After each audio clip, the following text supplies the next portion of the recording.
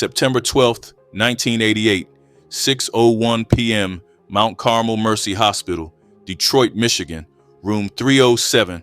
Richard Carter lies in his hospital bed, 29 years old, stomach wrapped in bandages, bullet wounds from 2 days ago, a shootout at his car wash on 7 Mile. He survived that one.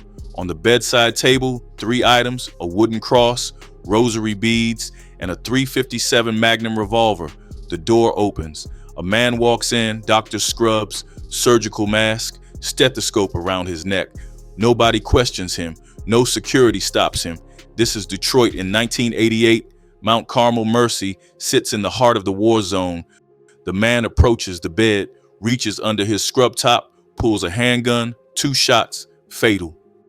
Richard Maserati Rick Carter is pronounced dead at 6:01 p.m. The killer walks out the same way he came in, calm, unhurried, past the nurse's station, down the elevator, through the lobby, gone. The next day, Detroit police named their prime suspect, Lodrick Parker, street name Ricky the Hitman, the same man Rick shot in the arm 48 hours earlier at that car wash, the same man who had every reason to want Rick dead. Parker will be arrested. He'll be tried for murder. An eyewitness will take the stand and identify him as the shooter, and he'll walk free. But 3 days from now, they'll bury Maserati Rick in a $16,000 coffin shaped like a Mercedes-Benz. Silver paint, spinning tires, real grill, real headlights. The most flamboyant drug dealer Detroit ever saw will go out exactly how he lived. This is the story of Room 307, the story of how childhood friends became mortal enemies, how loyalty collapsed into betrayal, how 3 murders in 25 months destroyed the most powerful drug organization in Detroit history, and how the killer never paid for the crime. Richard Earl Carter, born July 31st, 1959, East Side Detroit, grew up on the same street as a kid who'd become a boxing legend. Thomas Hearns, the Hitman, Detroit in the 60s and 70s, white flight, factory closures, neighborhoods collapsing. By the time Rick turned 18, he had his first conviction, receiving stolen goods, small time, but he learned fast, started boosting cars, made enough to buy himself a BMW. 1982, Rick gets out, needs work, legitimate work. He goes to the one place he knows, Kronk's gym. Tommy Hearns is already a champion. Rick starts as the towel boy, fetching water, wiping sweat. Within months, he's Hearns' bodyguard, traveling with the entourage, standing in corners with Sugar Ray Leonard, shaking hands with Don King. He manages his own brother Greg's boxing career, rubbing shoulders with Detroit Mayor Coleman Young. But Rick's watching something else. The real money isn't in the ring, it's on the streets. December 1982, federal agents take down Sylvester Murray, the S-Man. For over a decade, Murray supplied everyone, Young Boys Incorporated, Pony Down, every major dealer in Detroit, cocaine, heroin, marijuana. The feds don't just grab Murray, they sweep 41 of YBI's top lieutenants in one night. The biggest drug organization in Detroit, gone. Rick sees the vacuum, so does his childhood friend, Demetrius Holloway. By 1983, they're in the game. Rick starts moving heroin. 3 years later, they control the east side. But Rick needs a reputation. 1984, 25 years old. He drives to Ohio, buys a Maserati, brings it back to Detroit, shows up at a nightclub on the east side. Brand new Maserati convertible. Nobody's seen anything like it. The first young black man in Detroit to own one. They start calling him Maserati Rick. Irony is, Rick preferred Mercedes, always did, but the name stuck. 1985, Holloway gets out of federal prison. The partnership becomes official. Federal investigators start calling them Kilo Men. Only the wealthiest traffickers could move that kind of weight. They work alongside Johnny Curry, Little Man Curry. His wife Kathy is Mayor Coleman Young's niece. Untouchable connections. But Rick and Holloway want muscle, real muscle. They bankroll 4 brothers, Reginald Brown, Rockin' Reggie, and his brothers, Boogaloo, Ghost, Wizard, Murder for Hire. They call themselves best friends. Black jackets with the name embroidered across the back, late model Volvos, bulletproof vests, assault rifles, high-priced lawyers. Best friends credited with over 80 deaths. Rick also brings in a 16-year-old kid, white kid, Richard Wershey, dating Johnny Curry's wife, goes by White Boy Rick. Nobody knows it yet, but the kid's an FBI informant. 1987, the Curry brothers go down, Johnny and Leo, 6 of their top lieutenants, convicted. The east side is wide open. Rick and Holloway move in. Kalamazoo, Lansing, Grand Rapids, Saginaw, Port Huron. They control the I-75 corridor, Miami to Detroit. Federal investigators credit them as the first to lock down the entire pipeline. By 1987, Maserati Rick is the main supplier to the entire east side of Detroit. But empires don't last, especially when your childhood friends start wanting more than you're willing to give. Maserati Rick wasn't subtle. Shakespearean flair for the dramatic. That's how people described him. Fleet of Mercedes-Benzes, custom suits, diamond rings. He'd walk into a room and everyone knew. The most recognized dealer in the Motor City, gifted with the gift of gab. Rick could talk to anyone, penetrate any arena. Businessmen, politicians, street dealers, boxing promoters. He moved between worlds like he owned them all. But Rick was smart. 3 properties, official residence on Burwood Avenue, modest bungalow, northwest Detroit. Nothing flashy, then a riverfront condo, lavish, where he entertained, and a 3rd spot near East Jefferson and Alter Road. That one was fortified like a military bunker, steel doors, reinforced windows, because Rick knew, when you make the kind of enemies he made, you need a fortress. One law enforcement official said it best. Rick and his crew made enough enemies to fill Tiger Stadium. The money came in waves, millions. Rick needed to clean it. Hair salons across the east side, barber shops, all legitimate looking. But the real genius was the car washes. Drive a car into the tunnel empty, comes out the other side full of cash or full of product. Nobody checking what's in the trunk at a car wash. Rick's partner, Demetrius Holloway, ran it different, quieter. Holloway operated out of the Chalk and Cue Pool Hall on 7 Mile, owned a chain of stores called the Sports Jam, shoe stores, apparel. Foot Locker was considering buying the whole chain for tens of millions. Legitimate business, or at least it looked that way. Holloway kept a private jet on standby. Vegas every weekend. Atlantic City, winning or losing millions in a single night. Federal agents later said Holloway controlled 80% of Detroit's cocaine trade. For muscle, Rick had Nate Kraft. They called him Boone, 6'5", 300 pounds, elite military training, worked as Rick's bodyguard.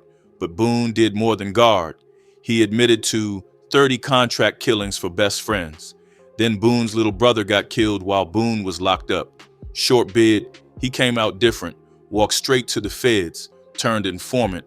In 2010, the History Channel called him the most notorious gangster in America. Best friends as a whole, over 80 murders. But there was another informant, one nobody saw coming, White Boy Rick, Richard Wershey Jr.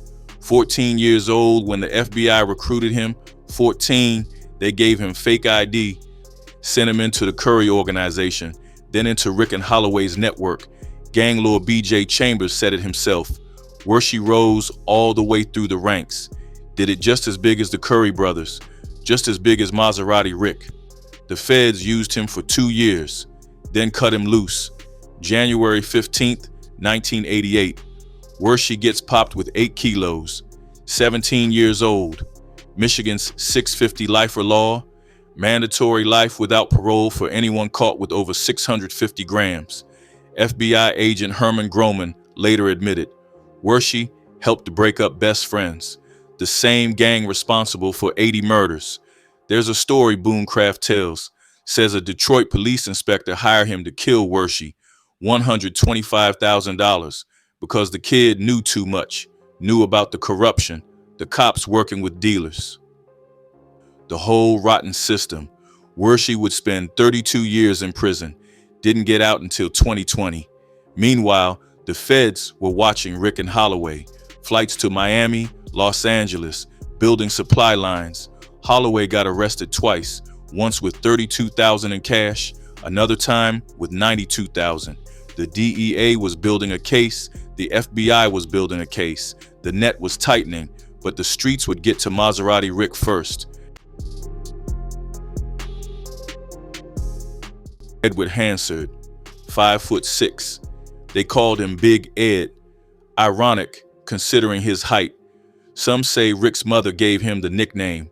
Most people called him Black Ed or Eddie Money. Big Ed started small, marijuana dealer, bought his product from childhood friends. Rick Carter, Demetrius Holloway. Watched them rise, watched them build empires, and Big Ed wanted in. By the mid-'80s, Hansard had his own operation, ran it out of the unisex hair salon near Chrysler's Jefferson Avenue plant. But he wasn't small-time anymore. $54 million a year, moving 250 kilos of cocaine, 20 kilos of heroin. Territory stretched from Detroit's east side all the way down to Mississippi. Big Ed was a customer. Then he became competition. 1987. Hansard's unisex hair salon. Heated argument. Maybe it was money. A debt Ed owed to Rick. Maybe it was territory. Ed expanding into best friend's turf without permission. Whatever sparked it, the result was the same. Childhood friends became mortal enemies. Both men had lava-hot tempers. Both loved automatic weapons. Law enforcement said they posed a grave threat to Detroit citizens at large. The newspapers started covering it. Every shootout, every confrontation. The war between Maserati Rick and Big Ed was front-page news. The first major shootout happened at an impromptu meeting. Rick brought Holloway. Big Ed brought his soldiers. Automatic gunfire. Hansard took rounds to the stomach. Severe wound. Left a scar across his abdomen. Rick and Holloway did that.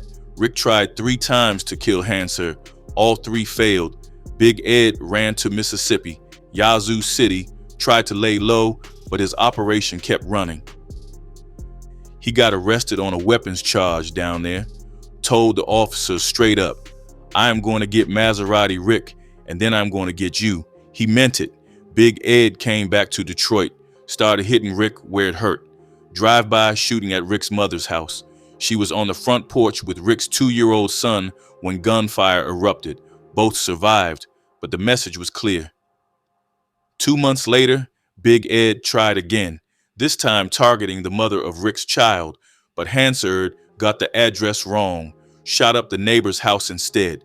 The violence was escalating, getting sloppy, getting personal.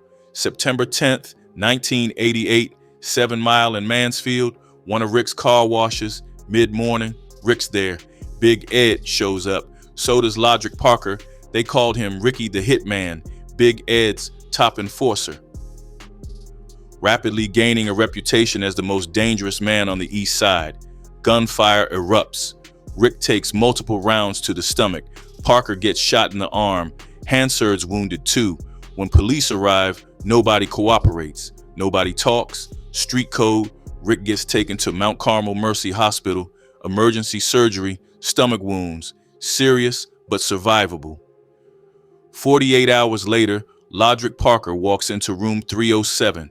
Doctor's scrubs. Surgical mask. 2 shots. Fatal. Maserati Rick dies at 6:01 p.m. September 13th. Police name Parker as their prime suspect. They have an eyewitness, someone who can put Parker in that hospital room. Parker goes to trial. The eyewitness testifies, identifies him. The jury acquits him. Parker walks free on Rick's murder, but he doesn't walk far. September 1989. Convicted of firebombing and shooting Thomas Tye and his wife. Life in prison. Big Ed Hansard, jailed on gun charges in 1988. May 9th, 1991, federal court, 40-year sentence. Drug trafficking. federal gun charges. He serves 27 years, gets out in 2016, 2023. Arrested again in Ohio, cocaine charges. The killer walks free on murder. The enemy does decades. And Maserati Rick's murder remains officially unsolved. The Brown brothers built their reputation on murder. $10,000 a hit, sometimes $30,000. Rockin' Reggie, Boogaloo, Ghost, Wizard, 4 brothers. Over 80 deaths attributed to them. Rick bankrolled the whole operation, gave them bulletproof vests, assault rifles, high-priced lawyers. They were his insurance policy, but insurance doesn't stay cheap forever. The Browns wanted more. They watched Rick and Holloway moving millions, controlling the East Side, and they wanted in, not as hired guns, as partners. Rick made a decision, brought the Browns into the drug trade, used his connection to supply them. Colombian Mike, the pipeline from Miami, Rick vouched for them. The Browns became major players almost overnight. Problem was, Rick never asked Holloway, never cleared it. Holloway found out after the fact. And Holloway didn't trust the Browns. Never did. Then Rick made his fatal mistake. Introduced Boogaloo Brown directly to Colombian Mike. Cut out the middleman. Gave Boogaloo direct access to the supplier. Colombian Mike didn't care about loyalty, didn't care about history. As long as he got his money, he'd sell to anyone. Rick's supplier became Boogaloo's supplier. The Browns didn't need Rick anymore. September 12th, 1988, 2 days after the car wash shootout, room 307, Mount Carmel Mercy Hospital. The official story says Logic Parker walked in wearing doctor scrubs, shot Rick twice, fatal wounds, walked out. But there's another version. Some sources say it wasn't Parker, say it was Terrence Boogaloo Brown, acting on orders from Nate Boone Kraft, the same Boone Kraft who worked as Rick's bodyguard. The same man Rick trusted with his life. Either way, the result was the same. Maserati Rick pronounced dead at 6:01 p.m. The East Side was wide open. No Rick, no muscle holding the Browns back. Best friends saw their opportunity, total control. But Demetrius Holloway saw it differently. He knew he was next. If they killed Rick, they'd kill him too. Holloway wasn't waiting around to find out. Days after Rick's funeral, Holloway stages his own kidnapping. Hamburgers stand near Gratiot and I-94. Witnesses hear gunshots. See a man thrown into the trunk of a red car. The man screaming. Looks like Holloway. Sounds like Holloway. Detroit PD launches an investigation, searching for Holloway's body, but there's no body because Holloway's not dead. He's in hiding, laying low, letting the streets think he's gone. Best friends thought they'd won, thought they controlled Detroit, but the other dealers were tired of being robbed, tired of being killed. The war was already on, and best friends were losing ground. Logic Parker goes to trial for Rick's murder. Eyewitness takes the stand, points at Parker. That's him. That's the man who killed Maserati Rick. Jury deliberates, comes back with a verdict, not guilty. Parker walks out of that courtroom a free man, free on Rick's murder, free on Holloway's murder, but justice catches up eventually. September 1989, convicted of firebombing Thomas Ty's house, shooting Ty and his wife, life sentence. Rick's murder officially unsolved, but the killer's in prison anyway, just not for the right crime. September 16, 1988, 4 days after the murder, Peace Chapel, Detroit. Rick's brother Clyde handled the arrangements, worked with A.R. Leak Funeral Home, the same funeral home that buried Willie the Wimp 2 years earlier, Willie Stokes Jr., buried in a Cadillac-shaped coffin with working headlights, blinking taillights, $7,000 casket. Clyde wasn't going to let his brother get outdone.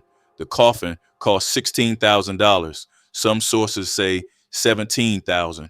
One source claims $25,000 with gold plating. Either way, it was custom made, silver finish, designed to look exactly like a Mercedes-Benz, authentic Mercedes grille attached to the front, trademark three-pointed star emblem, BBS rims, high-end aftermarket wheels, the kind Rick would have put on his actual cars, and the tires spun, actual spinning tires on a coffin. Some sources say the headlights worked, just like Willie the Wimp's Cadillac, blinking lights on a casket. The irony wasn't lost on anyone. They called him Maserati Rick, but he went out in a Mercedes. Thousands showed up. The exact numbers not documented, but the funeral was massive. Emotional service, grand, elaborate. People came to pay respects. People came to see the spectacle. Rick's legend was getting its finishing touches. They buried him at Elmwood Cemetery, Wayne County, Michigan, historic cemetery, final resting place for thousands of Detroit underworld figures. The royalty of Detroit's powerful partnership, politicians, entertainers, and dealers who controlled the streets. Rick joined them, even in death, displaying that flair for the dramatic. 21 years later, 2009, Aces magazine releases a documentary, Maserati Rick, features his son, Maserati Rick Jr., his brothers, Greg Carter, Big E, telling the story, preserving the legend. 2010, another documentary, Demetrius Holloway, Last Man Standing, chronicles the rise of Rick and Holloway, the empire they built, the war that destroyed it. 2018, 30th anniversary of Rick's death. The Gangster Report covers it. Scott Bernstein writes extensively about the story. Books, articles, keeping the name alive.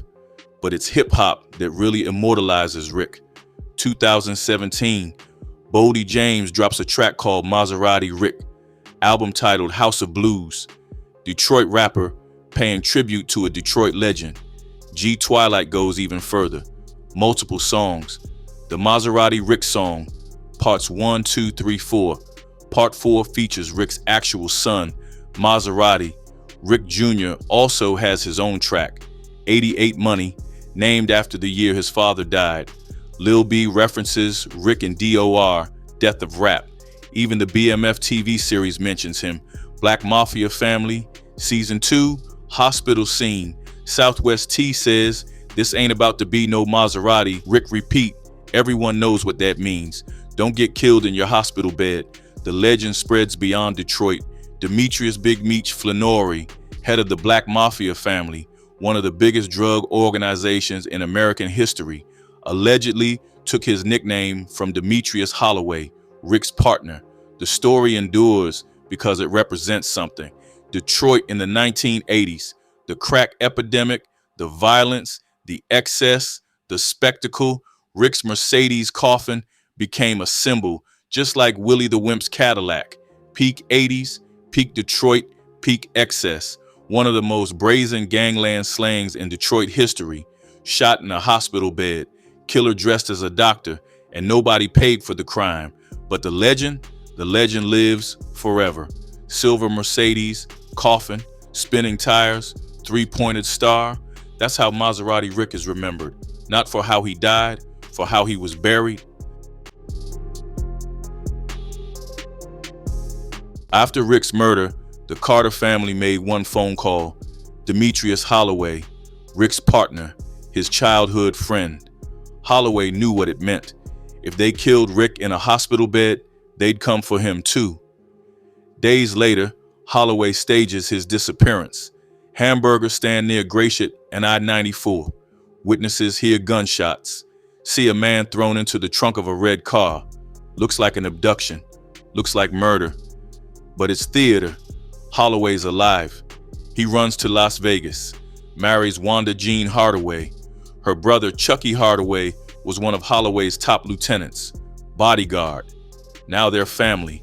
Holloway stays gone for months, letting the streets think he's dead.